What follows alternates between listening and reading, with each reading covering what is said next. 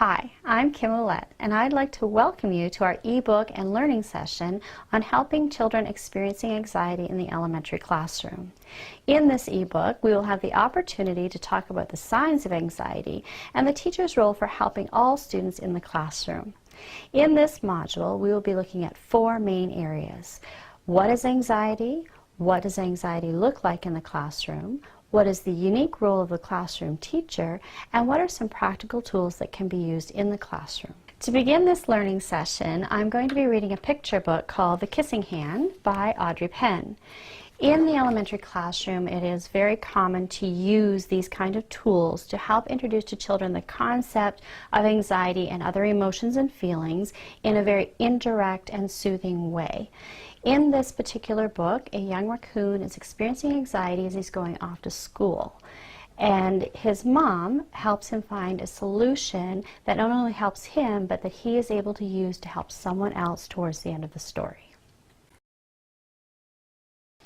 The Kissing Hand by Audrey Penn. Chester Raccoon stood at the edge of the forest and cried. "I don't want to go to school," he told his mother. "I want to stay home with you. I want to play with my friends and play with my toys and read my books and swing on my swing. Please, may I stay home with you?" Mrs. Raccoon took Chester by the hand and nuzzled him on the ear. "Sometimes we all have to do things we don't want to do," she told him gently, "even if they seem strange and scary at first. But you will love school once you start. You'll make new friends and play with new toys, read new books and swing on new swings. Besides," she added, "I know a wonderful secret that will make your nights at school seem warm and cozy as your days at home." Chester wiped away his tears and looked interested. "A secret? What kind of secret?" "A very old secret," said Mrs. Raccoon. "I learned it from my mother, and she learned it from hers. It's called the Kissing Hand." "The Kissing Hand?" asked Chester. "What's that?" "I'll show you." Mrs. Raccoon took Chester's left hand and spread open his tiny fingers into a fan.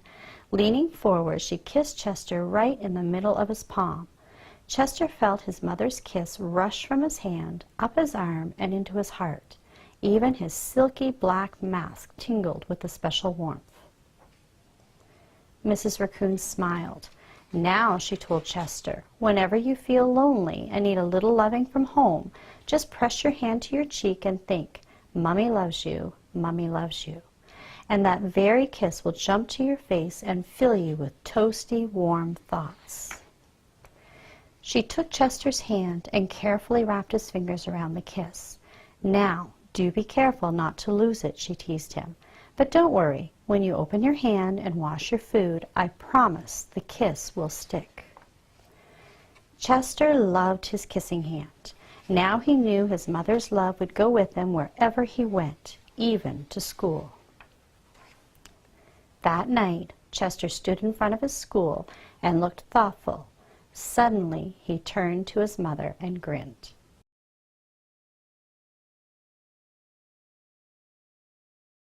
Hi, I'm Erin Marr, and the first section of this learning module that we will look at is what is anxiety. The literature defines anxiety as a feeling of worry or unease. Anxiety impacts our thoughts, behaviors, emotions, and how we are feeling physically. Anxiety is normal and part of development and something that all people experience regardless of age. Anxiety is an area of concern when it is presented at a level that interferes with a child or young person's everyday activities and their adaptation.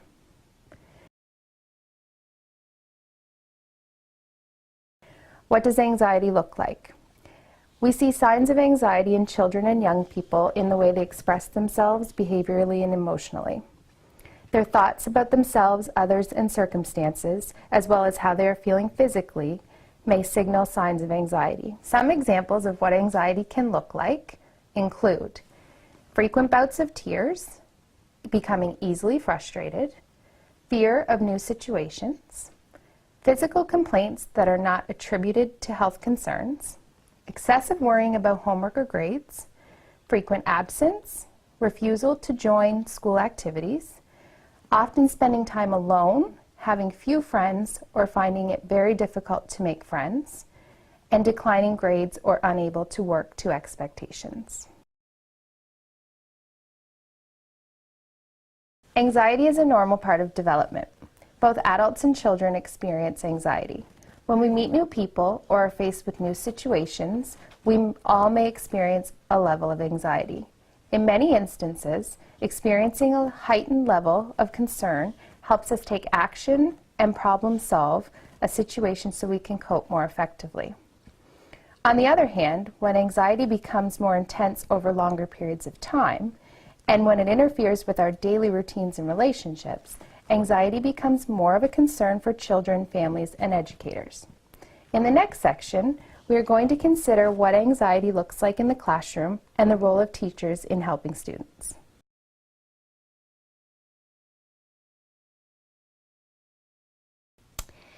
What does anxiety look like in the classroom?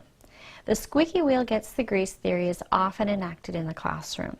Students who externalize their emotions through disruptive behaviors are much more likely to receive attention and action than those who internalize their emotions. In some instances, teachers may not notice children experiencing anxiety, especially if there are no outward signs of specific difficulties or concerns.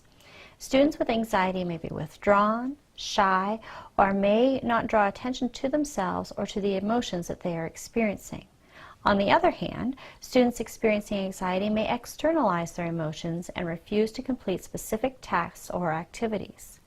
It is important for all educators to have an understanding of anxiety and the potential signs of anxiety related to students' behavior and functioning in the classroom. In this section, we will explore specific signs that may be associated with students experiencing anxiety in the classroom setting.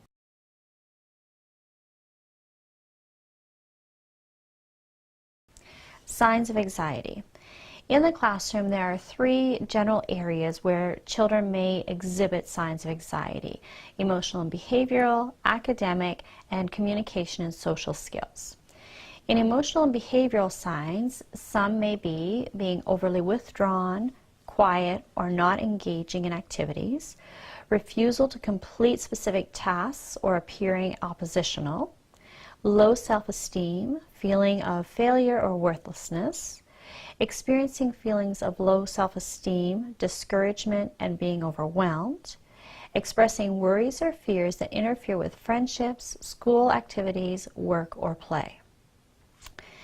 Academic signs include fidgeting, easily distracted or forgetful, poor attention to detail and making careless mistakes, not appearing to listen when being spoken to directly, and not following directions or finishing tasks.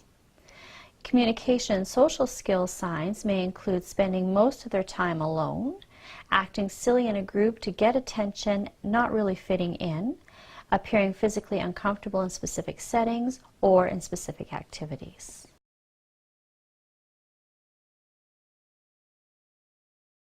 In this section, we're going to explore the unique role of the teacher in the classroom. While teachers are primarily responsible for the academic growth of students, they also play an important role in the social and emotional development of children and youth.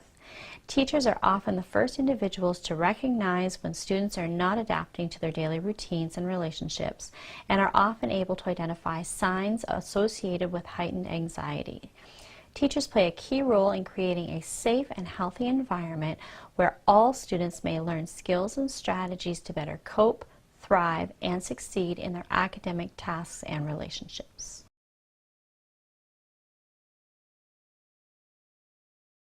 First, let's look at the universal practices and the ways that we as teachers can help children cope in our classrooms. These are strategies that we can teach all children in the classroom and can be generalized to various situations and environments. Some examples include setting limits and consequences. Children are less anxious when they know and understand limits, expectations, and consequences. Ensure the consequences are just and appropriate to your audience. We need to acknowledge and respect children's feelings. As a teacher, we cannot undermine children's feelings with actions or words. For example, saying things like, "Don't be silly," or "It's nothing to worry about." We need to acknowledge their fears and help them understand that we are there to help them with support and strategies. We can teach children relaxation techniques. Using visual techniques, we can help children to cope with anxiety-provoking situations. We can also teach problem-solving techniques. Something as simple as problem-solving worksheets can be used to help identify a problem with a child. It can show what needs to be changed, brainstorm ideas for solving problems and possible repercussions, rate the solution from best to worst, evaluate the viability of the solution and what could be changed in a similar situation next time. It is important to foster positive thoughts about self, others, and circumstances. Help children to find ways to turn negative self-talk into positive self-talk. For example, when children say, "I just can't do that," we could help them to say, "If I keep practicing, I will get better." Next, let's look at universal targeted practices, which are commonly known as Tier 2 interventions, and are skills and strategies that are individualized for students in need, are often taught in small group formats, and they are teaching of skills that may take place inside or outside the classroom. Some examples include taking breaks, both physical or non-physical. Some children just need a physical break from an activity such as exercise. They may need to just take a body break to help them calm their body from a stressful situation. Learning personal calming strategies such as counting or breathing. Children can find comfort in taking a few minutes to count to 10 while feeling anxious. These can also mean taking deep breaths in and out by counting to 4. Providing fidget toys, such as silly putty or chewy necklaces. Some children feel comfort with having just something in their hand to play with while feeling anxious. Teaching the zones of regulation to help self-regulate the level of anxiety may also be a tool to use in your classroom. The zones of regulation involve 4 zones for children to use when feeling anxious. These are identified by the colors blue, green, yellow, and red. In the blue zone, it is used to describe low states of alertness, such as when one feels sad, tired, sick, or bored. The green zone is used to describe a calm state of alertness. A person may be described as happy, focused, content, or ready to learn while in the green zone. This is the zone where optimal learning occurs. The yellow zone is also used to describe a heightened state of alertness and elevated emotions.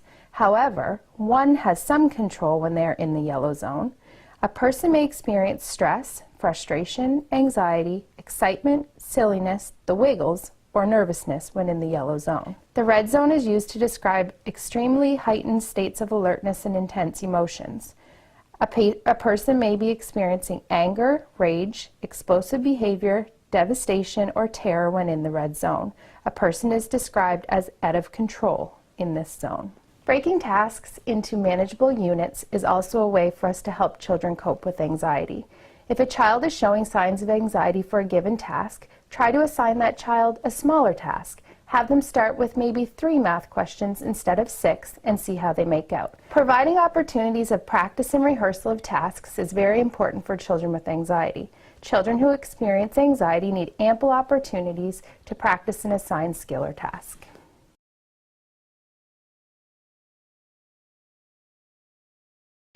Now we're going to look at individualized practices for student coping, otherwise known as Tier 3 interventions. Classroom teachers may play an important role in identifying areas of concerns related to anxiety and in facilitating access to support for students and families outside of the classroom.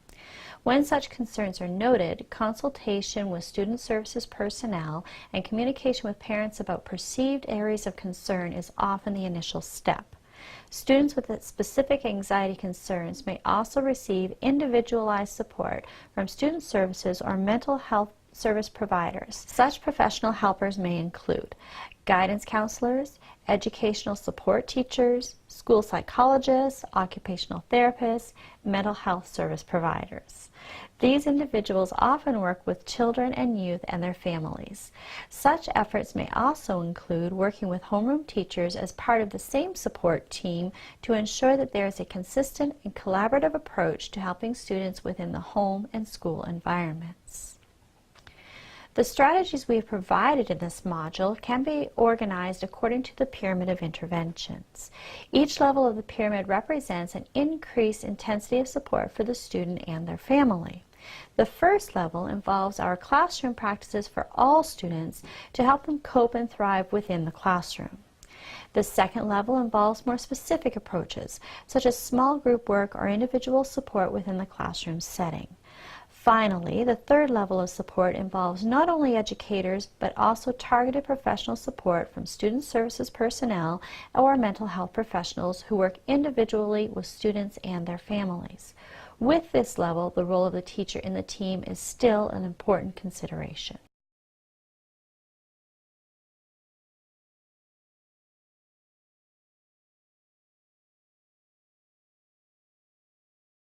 This is our literacy word work basket zone.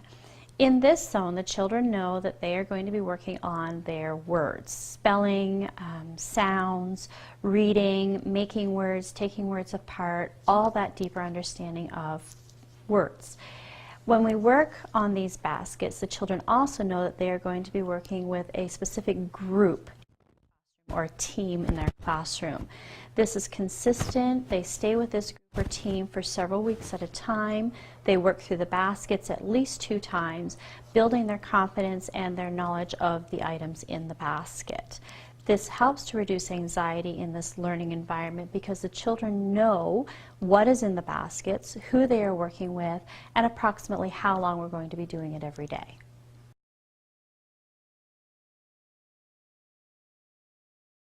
An important aspect of reducing anxiety in the classroom and in general is to build, develop, strengthen social skills and social interactions. This zone of the classroom is known as choice time, and this is the function of this particular section, working on those social skills. When the children come into this section, as you can see, it is still laid out specifically. The baskets where the toys are labeled both with words and with pictures, so readers and non-readers both feel very comfortable in here. It also helps the children understand where to find things and where to put things back when they are finished. In our kitchen section, there's so much interaction that happens here. The children share, they talk, and they can connect real-life activities, such as being at home in their own kitchens, to a school activity, and that transition really helps to reduce anxiety and promote socialization. Those who love to express themselves through art have access to our painting easel, where they put on a smock, they grab their paintbrushes, and they paint whatever they choose to paint. And we also have blocks for those who love to express themselves through building and construction. Again, the amount of socialization and interaction that happens in this section is phenomenal, and it really, really helps those children who are not comfortable in social situations to build those skills and strengthen those skills.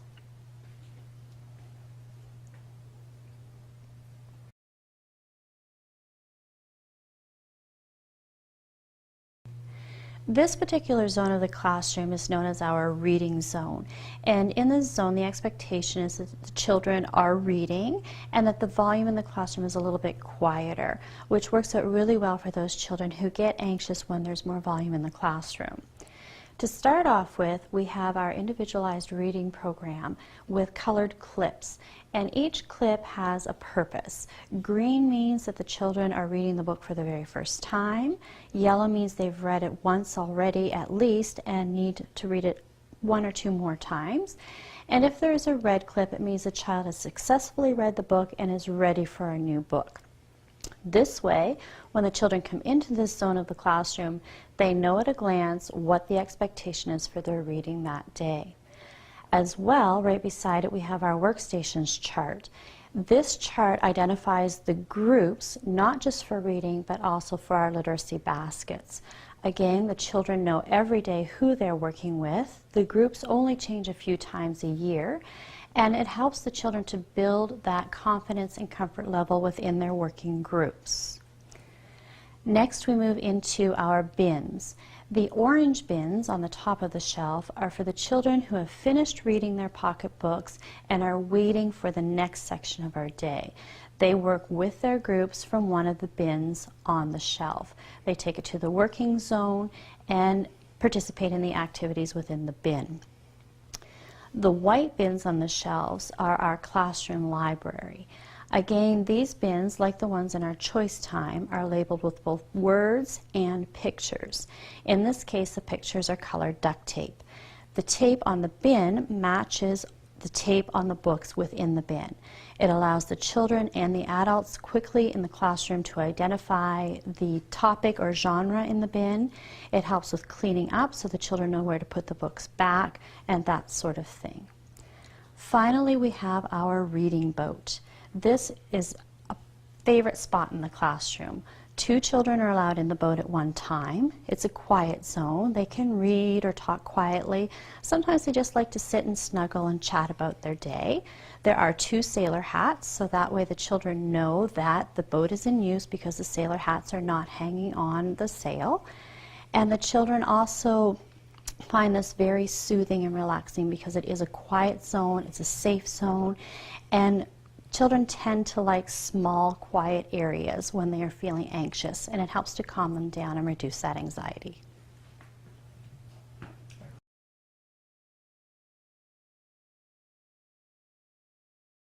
The final zone we're going to look at today is our working zone. This is the area where the children do paper pencil work, where they sit down at the table and they do writing or they do word work that involves paper and pencil, that sort of thing. As with the other zones in the classroom, everything is labeled with both words and pictures so that all children can easily identify where things are that they need and where things go when they are finished. For example, on the tables we have our work caddies. These caddies have their scissors, glue, pencils, erasers. Everything is right there for them. Pencils are always sharpened and ready to go. On the wall towards the back, we have our alphabet wall that includes the alphabet, our sound card pictures to remind the children of how the letters sound, and our high-frequency sight words that we use every single day in our classroom. Beside that, we have our modeled writing pad, where when we do writing, the teacher does her modeled writing. So we draw the picture, we write the words together, and the children help out with this. All of these things help to reduce anxiety around word work and writing because all the skills and strategies and tools that they need are in one spot. Right below our board, we have our clipboards, we have our word card cans that have pictures and words on them. Again, all those tools that help the children to explore, to build their confidence, and to reduce their anxiety in this learning area.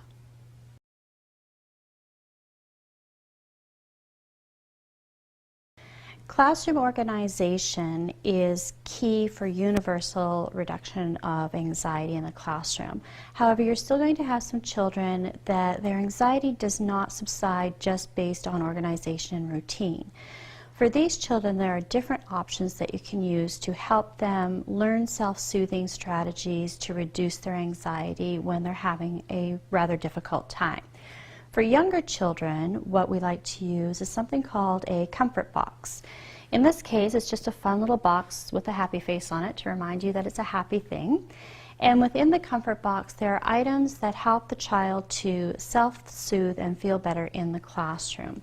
Some things that might be included in a comfort box are some books about emotions and feelings and anxiety.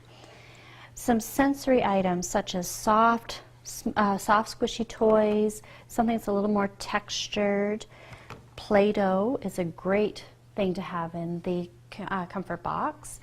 And some children love to chew, so things like jewelry and chew items are also a great tool to have.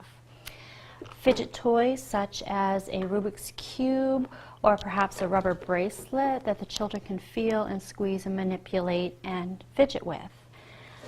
One other thing that is really beneficial are positivity cards or positive self-thought cards. For example, I like me because, I am very good at, my favorite thing is, I feel good when. These cards initiate discussions between a child and an adult or a child and a peer to help them remember positive things, things that they really shine at when they're having a hard time. As well, keeping a few blank cards and some markers in the box allows the child to create their own positivity cards, draw pictures to express their feelings and emotions, maybe to make a picture to give to somebody that might make them feel better, might make their friend feel better. All these things together really help to soothe and comfort a child who is feeling anxious.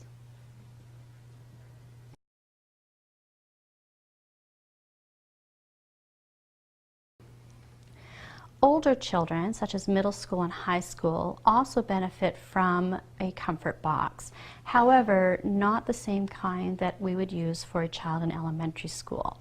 For middle or high school, we would introduce using an iPad or an iPod with maybe some favorite books on it, some favorite music, photos that make the child feel happy or relaxed, those kinds of things.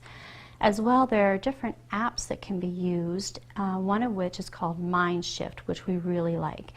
The thing with MindShift is it covers all your bases as far as defining anxiety, setting up your own personal situations, changing your thought process. The whole thing is all in one spot.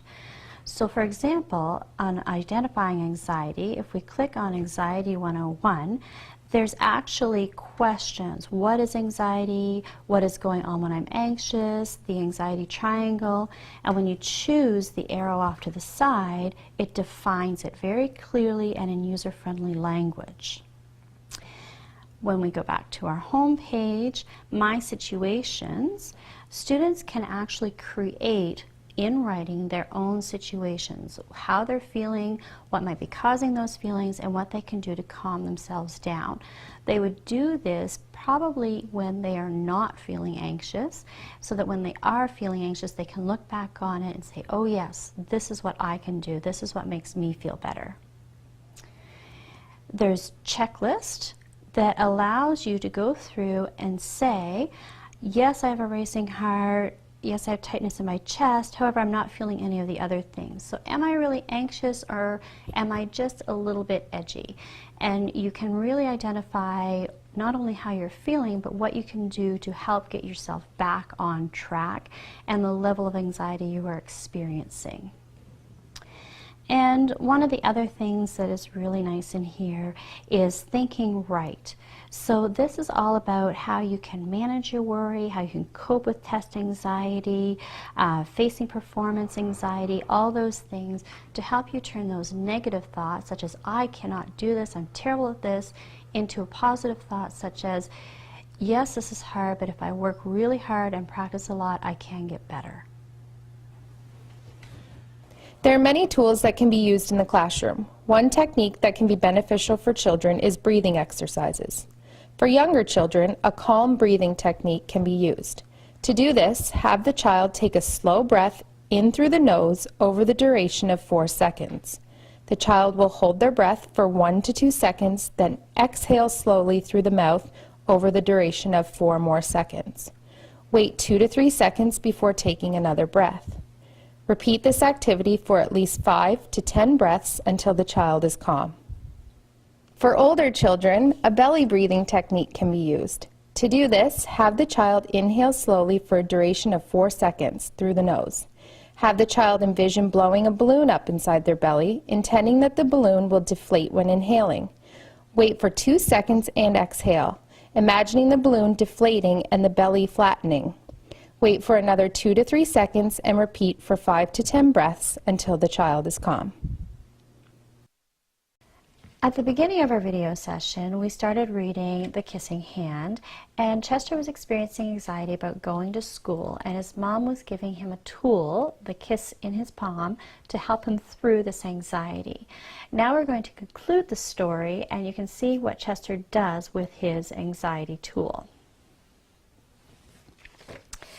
That night, Chester stood in front of his school and looked thoughtful. Suddenly, he turned to his mother and grinned. "Give me your hand," he told her. Chester took his mother's hand in his own and unfolded her large, familiar fingers into a fan. Next, he leaned forward and kissed the center of her hand. "Now you have a kissing hand too," he told her. And with a gentle goodbye and "I love you," Chester turned and danced away. Mrs. Raccoon watched Chester scamper across the tree limb and enter school. And as the hoot owl rang in the new school year, she pressed her left hand to her cheek and smiled. The warmth of Chester's kiss filled her heart with special words. "Chester loves you," it sang. "Chester loves you." The end.